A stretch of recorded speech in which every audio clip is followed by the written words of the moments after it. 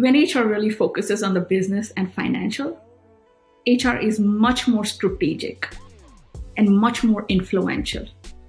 And we will not be fighting for a seat at the table anymore because business wants to come and sit at our own table, at our HR's table, because they want to understand people. They want to make better people decisions. Hi, and welcome back to another episode of All About HR. My name is Nelly, I'm your host, and on today's episode, I speak with Khurshid Anis. Until recently, Khurshid was the VP HR Strategy at KeyBank, and previously she had roles in companies such as Comcast Advertising and Artec. Khurshid and I spoke about human capital decisions, the value they bring to the organization, human capital decisions versus financial decisions, how people analytics can play a role in quantifying these decisions, and frankly, so much more. I think more than enough reason to go to the episode straight away and check it out yourself. Before you do so, however, you know the drill. As always, please subscribe to the channel, like this episode, and share it with a friend. Thank you and enjoy. Bye.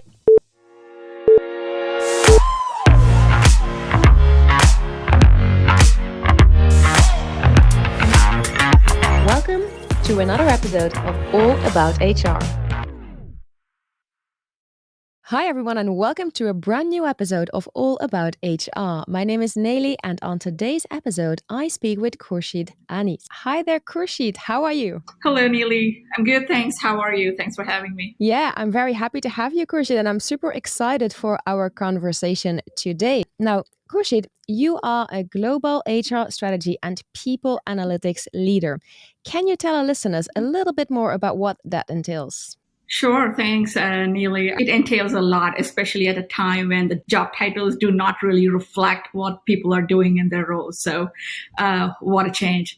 But I would say my work really entails delivering business and financial results in the short term and growth objectives in the long term by way of attracting, developing, and retaining the right talent, the right leaders, and then leveraging that collective talent as the most competitive advantage for the organization. Now, that competitive advantage can be maximized by using the right technology to drive the human experiences for the customers, but also more importantly for the employees, and a culture of innovation, continuous learning, doing what's right for all our stakeholders. So, in other words, majority of my time is spent with the business and business critical functions, advising, consulting, brainstorming, coaching executives, technology leaders on making better people, workforce, and culture decisions. I think that's very nicely put, Khurshid. And I know that you mentioned that in your role, you regularly partner with the C-suite or sales or marketing and finance executives and a lot of other departments as well. Could you give an example of initiatives that you've collaborated on? Sure. So, a lot of our work in human resource, everything that human resource does touches every depth, breadth, and corner of the organization. And I don't think any other function within the construct of a typical organization touches that depth and breadth that HR can. So our roles are different in a way where we get to touch every important, every necessary part of the organization. With that said, a lot of our work is cross-functional and interdisciplinary, right? About 80% of my role or 80% of any HR role should be spent with the business critical functions, with the business intelligence, customer service functions, innovation departments, technology departments. And then a lot of time is spent on the outside to study what the market conditions are, where the industry is going, who are the disruptors that we need to be aware of. And only then can we bring those outside insights into the organization to inform better people decisions. So, every day is different when I'm working with the C-suite or executives in any function, right? It is always something very critical and strategic, something long-term, and perhaps a big ticket item in terms of investment. Many bigger tenured organizations are going through large business transformations, right? Adopting agile and innovative ways of working, as well as learning how to conduct business in a hybrid environment. This obviously calls for radical change in our culture and an entirely new workforce and talent operating model. A lot of discussions, with the C-suite are around those contexts these days, how to maximize effectiveness in a hybrid environment and work with agility and responsiveness.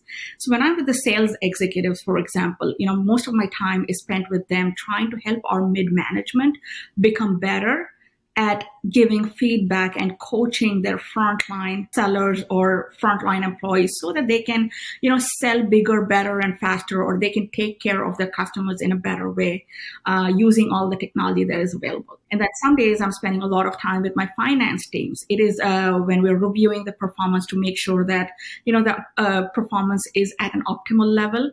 And if not, then we catch it early and then we can, course correct. So our managers can give proper feedback, give proper coaching. They can hold their employees accountable. And working with finance, these days we're defining our jobs not in terms of roles, but more in terms of skills and capabilities. Now, this is new for everyone, for finance, for HR. So a lot of brainstorming and discussions on how to wrap our heads around that.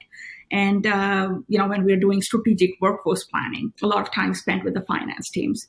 And I also find myself working extensively with the marketing teams to design and implement and communicate our employment brand value. Businesses spend so much time, energy, and efforts and resources in the customer branding. I think human resource has a great opportunity to work with, recruitment teams and marketing teams to project our brand in a way that, our outside talent finds it attractive and inside talent feels proud about working with such an organization. Khurshid, while I heard you talking there, really, like one day you can be sitting with sales executives, the other day you can maybe be sitting with the C-suite, and then you'll be talking with finance or marketing. I imagine for each of these discussions, there's a completely different understanding that you need of what they are doing and how they are contributing to the business. So I'm wondering now, what kind of skills would you say that you need in order to be able to deal with all these different stakeholders within the organization? That's a great question, and I'm going to think as I speak. Skills are changing. Everyone, including human resource and myself, needs to keep learning and see what benefit and what value I can bring to every table that I am on. I think human resource, especially the HR business partners or the front end that works with the business more closely, need to know the business and the changes that are impacting the business. So if you think about the meta skills that are important, that continuous learning is extremely important now, more important than before. Knowing the financials and the business details, like how is the company making money? And then having those coaching and advisory and consulting skills. I may know a lot. I may have a lot of data, but if I'm not able to convert those insights into an impactful story and help change behaviors or drive actions, it's not going to be of any use. So these are some of the newer competencies that HR really needs to double down on. Do you feel that HR is well equipped already with these kind of newer skills and competencies, or that there is still a little way to go? There is definitely a little way to go.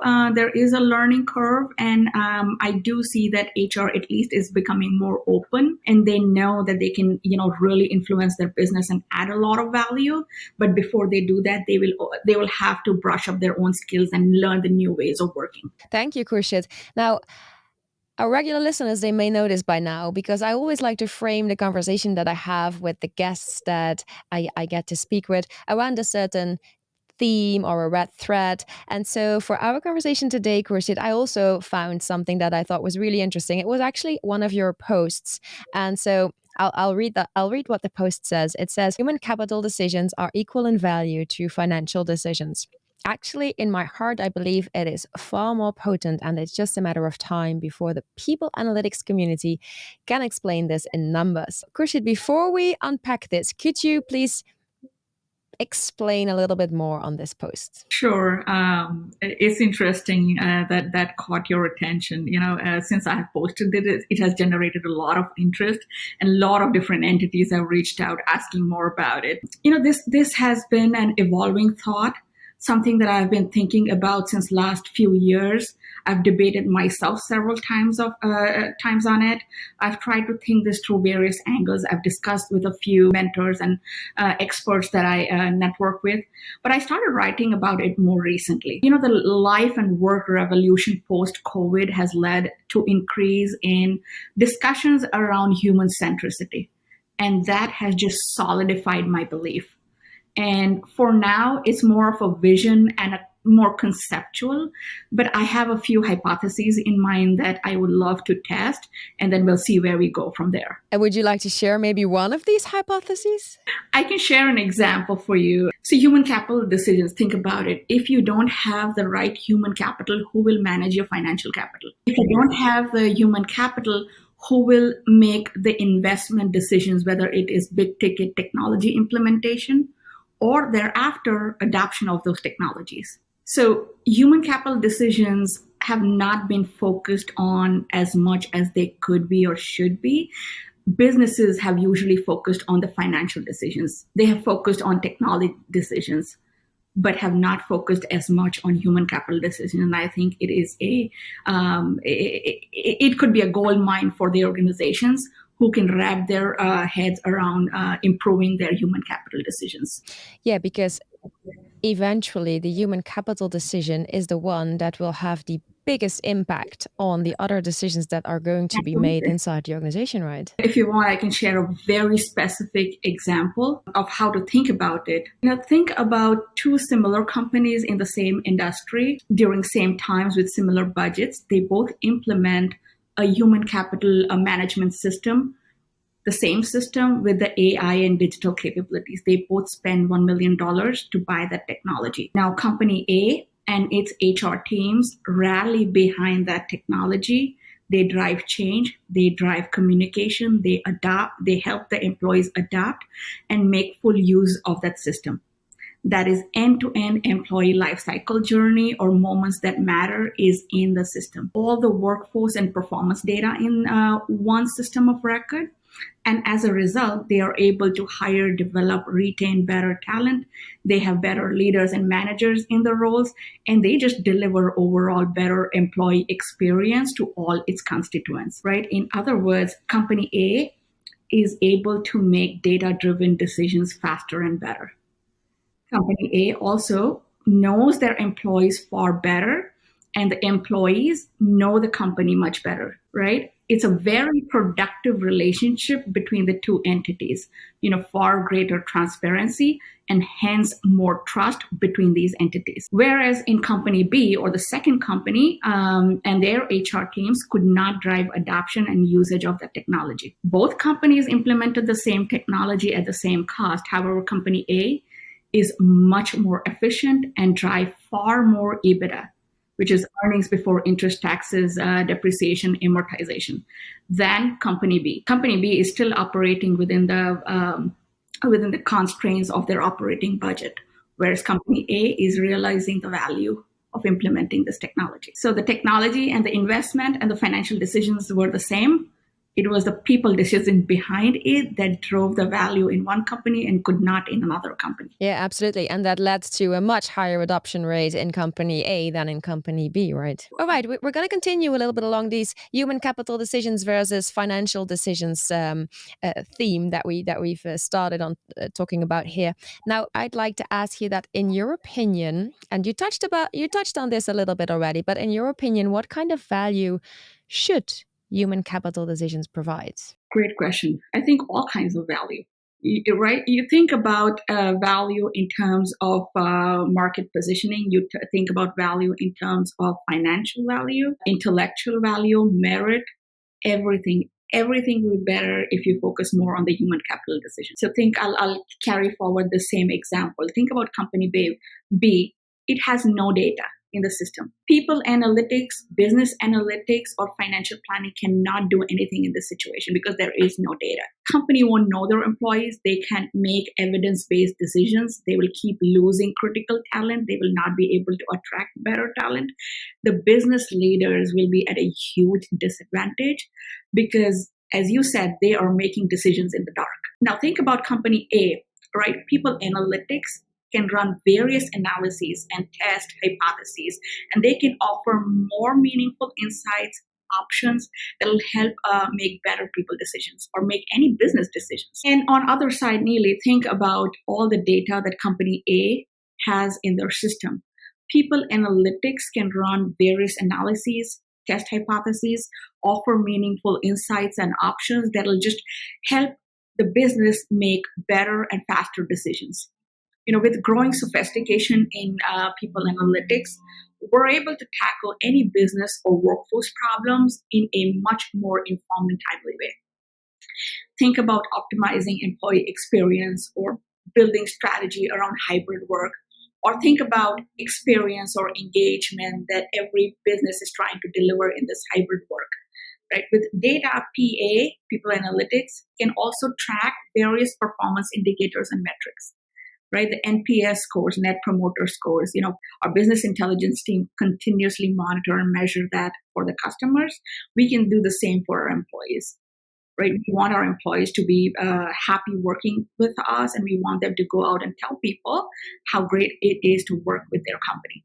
Yes. And now there's a various things that I'd like to ask you about, Khurshid, but maybe starting with, so we now talked about the value that human capital decisions should and could provide. And you already started talking about people analytics, but what role does people analytics play in quantifying the value that human capital decisions provide? Until now, a lot of work that has happened within the workforce and for the workforce has been mostly, driven at a superficial level. If you are an organization of, let's say, 10,000 people, you are listening to them at least, hopefully once a year through employee survey. You're not listening to them every day. You're not making your decisions including them, and that's why you have less voice at the table.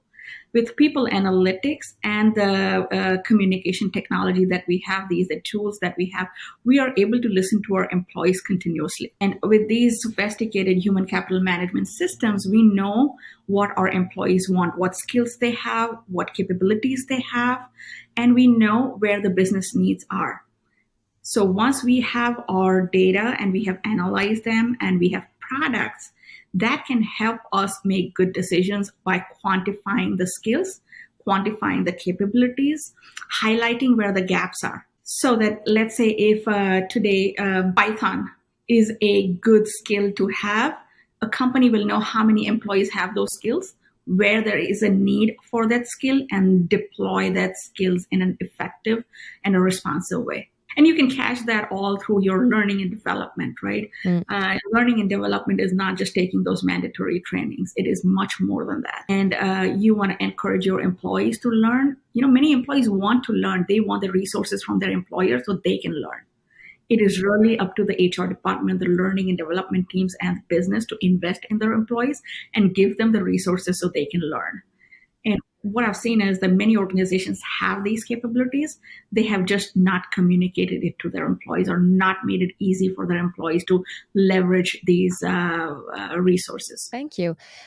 Something else I wanted to ask you, Khurshid, is that would you say that having some quantifiable evidence to be able to equate human capital decisions with financial decisions, is that much more important in one industry than another? Or would you say that it's the same in terms of importance across all industries? What are your thoughts on that? I believe it should be so across all the businesses, irrespective of their size or industry or geography. Because, while COVID has changed a lot, COVID has not changed why businesses exist. They are still trying to drive their mission and maximize the financial and economic growth for all its constituents.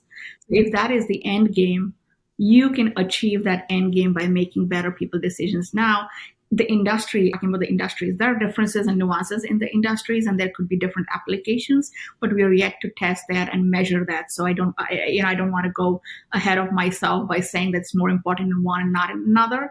But if you think anecdotally, people decisions should be more important in every industry. That I agree on with you. Absolutely. Now, Khurshid, you just spoke about how we can use people analytics to identify where certain skills gaps are, for instance. But what types of complex problems can we solve? potentially with human capital decisions. Can you maybe give us another example? Sure, that's a good question, and I'll use a very current situation and circumstance that every business and employer is dealing with. Right, the Great Resignation. I was looking at some of the data, and I saw that only in the U.S. the labor market is showing that 16 million people have left in the last 6 months. That's huge. That has never happened before. And we all are learning in the moment how to control that. Let's take that as an example. And that is something that is keeping a lot of business leaders, C-suite, and human resource up at night. And we're trying to solve for it in the moment, right? Every minute of delay, we're losing someone to our outside competitors or even outside the industry. Think about internal talent mobility, right? Companies are very good at attracting people from outside and hiring people from outside. However, we have not done a good job with internal mobility. And we started looking at our data as to why people are leaving and trying to understand what was the real core reason and the root cause of this. At least the initial data is showing that the people are looking to do better work. They're looking for growth. They're not necessarily looking to leave the company, right? They're going after the role. They're going after the work.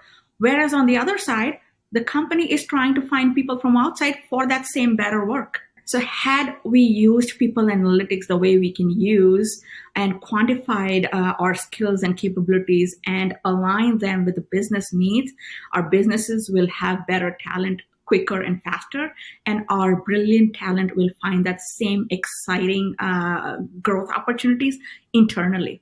Yeah, no, absolutely. I know that there's a lot of also attention at the moment in a lot of organizations for internal mobility. And I think that there lies a huge opportunity there, looking externally rather than thinking of the talent that they already have in the company. So yeah, this is a very good point. All right, so we are moving on and slightly changing tack here a little bit, Khurshid, because one of your expert areas is people analytics. We've talked about it already. So I'd love to talk people analytics a bit more.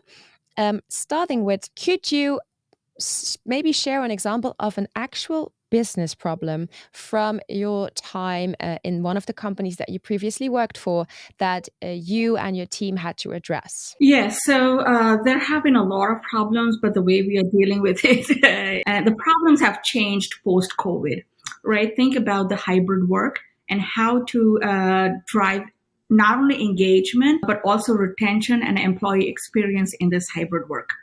And that is one of the critical factors that will retain our employees with the organization. So a lot of work, internal talent mobility is definitely one of them. But the day-to-day, the short-term work that our employees are doing, how do we make sure that they are able to work in a hybrid environment? Now, keep in mind that your organization may take a stand on work from home or work from office, or they may divvy up the days, right? 2 days in the office, 3 days from home or wherever. However, your clients may not have done that, or clients may be doing it differently. So how do you adapt to all these different permutations and combinations of hybrid work? And how do you continue the productivity and the performance on a day-to-day basis? These are some of the very complex challenges that the entire business is dealing with, but HR is able to provide better insights and better options for our leaders to make decisions. That is if we have data-driven HR. So we are able to say that, okay, this is a pocket or this is a skill that our people are lacking. They knew how to do good business in person. How can we teach them how to do that same good business virtually? I'll take an example from a revenue generating role. Salespeople, much of the sales until now had happened in person. They know how to do it. They know how to build relationship, but how do you teach them to do that on social media?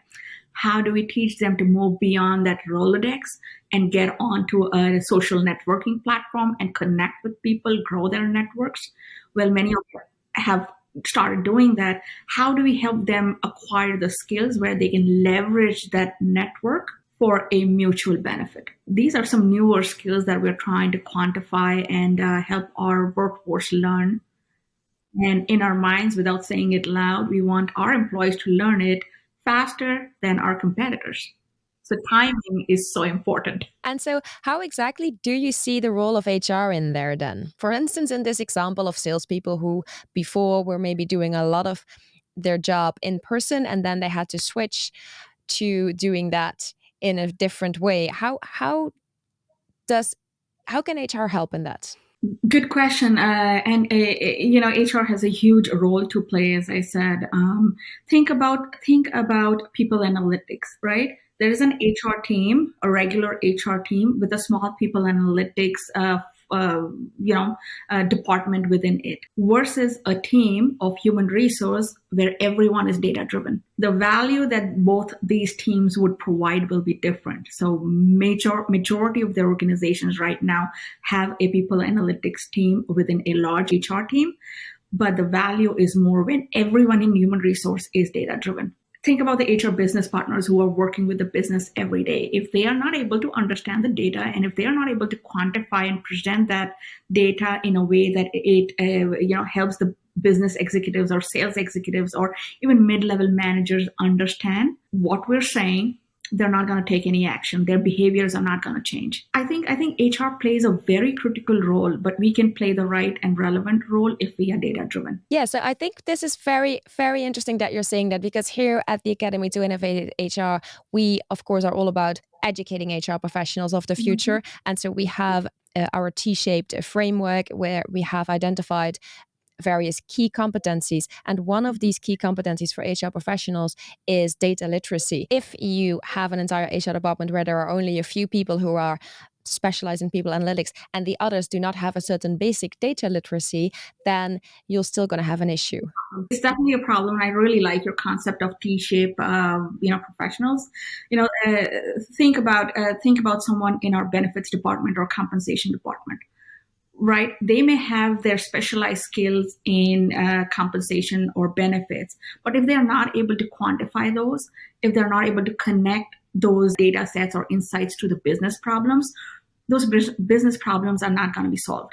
There won't be an alignment between the problem and the resolution. Yeah, because that was going to be my last question. If HR is going to be able to both deal with complex business problems and use people analytics, it needs certain new competencies. We already talked about data literacy, but in your opinion, are there any other competencies that are essential for HR in this regard? Oh, that's a great question, Neely. Yes, and I will tell you that these competencies have changed. So if HR is thinking that we acquired a competency in last 2 years, we may just need to rethink it. I think the three most important competencies for entire HR, irrespective of which domain within HR you work, is deep understanding of the business, how it makes money, and good understanding of the financials, and extremely good understanding of the outside conditions. Who are your competitors? Who are your disruptors? How do you see the industry trends? So looking outside is even more important. And then being data and tech savvy. Many people come into human resource because they don't enjoy math or statistics. Many people come into human resource because they don't like technology. Well, those days are gone. You have to understand data and you have to know how to use a digital technology, or what does artificial intelligence behind a technology mean for the business and mean for human resource. And lastly, what I've seen is the advisory, consulting, and presentation skills. These are some of the core competencies which usually the sales and marketing and recruiting functions have. But to be very strategic and influential and really engage in the decision-making tables, HR really have to learn these competencies and adopt these new behaviors. Yeah, I think I agree on all of these competencies, Khurshid. So again, we are totally aligned here. Now, the last part of each episode, what we do is I always like to ask our guests about an epic win and an epic fail that they'd like to share with us. So, Khurshid, this time, your turn. Maybe you can start by sharing an epic win with us first. How about I start with epic fail and Sure. then end with an epic win? Sure. All right. So epic fail, when this is me personally, when I became a manager for the first time, leading few different HR teams and HR functions, I really genuinely wanted to do really good work for my team and be a great manager. And I was spending about 70 to 80% of my time with my teams. And we were doing good work. My teams were happy. We were connected. We knew each other very well. We had great relationships. However, when we were talking to the business, there was a disconnect. And that disconnect came because we were spending too much time within our own silo, within our own human resource. And going back to my earlier discussion, HR is one function that touches every depth and breadth of the company and can be a very business critical function. That was a learning point for me. And I said, no, I have to change this to be more effective and be more business aligned. I have to spend, and my team has to spend more time with the business and less time within ourselves. So that's an epic fail. I got that feedback from some of mentors. I got that feedback from business, and was not too happy at that time. I said, oh my God, I'm putting all of my heart and soul into it. I'm getting feedback, but I'm not as effective with the business I could be. But that has really changed how I look at HR professionals since then. And now going back to your initial question of an epic win, when HR really focuses on the business and financial, HR is much more strategic and much more influential. And we will not be fighting for a seat at the table anymore, because business wants to come and sit at our own table, at our HR's table, because they want to understand people, they want to make better people decisions. So with that change in mindset, I think it has been a huge win for my career, where I have had tremendous feedback and tremendous engagement from the business. And as a result of that, my HR teams have been better because they are spending more time with the business and less with me. I really love that, Khurshid. I love how you say HR is not going to be fighting for a seat at the table, but then they want to become and sit. They want to come and sit at our table. I really like that. And I think it's a fantastic way to also end our conversation today. I've really enjoyed it. I want to thank you very much for taking the time and come on All About HR. So thank you very much. Thank you, Neely. This was a great discussion. Thanks for all your, insightful questions. Some of them are very tough, but I enjoyed them. Thank you. And thank you, everyone, for tuning in again for another episode of All About HR. If you haven't done so yet, please do not forget to subscribe to our podcast. We're available on all the major podcast channels, and also follow us on YouTube so that you won't miss any new episodes. That's it for me, and I see you soon for a new episode of All About HR. Thank you and bye.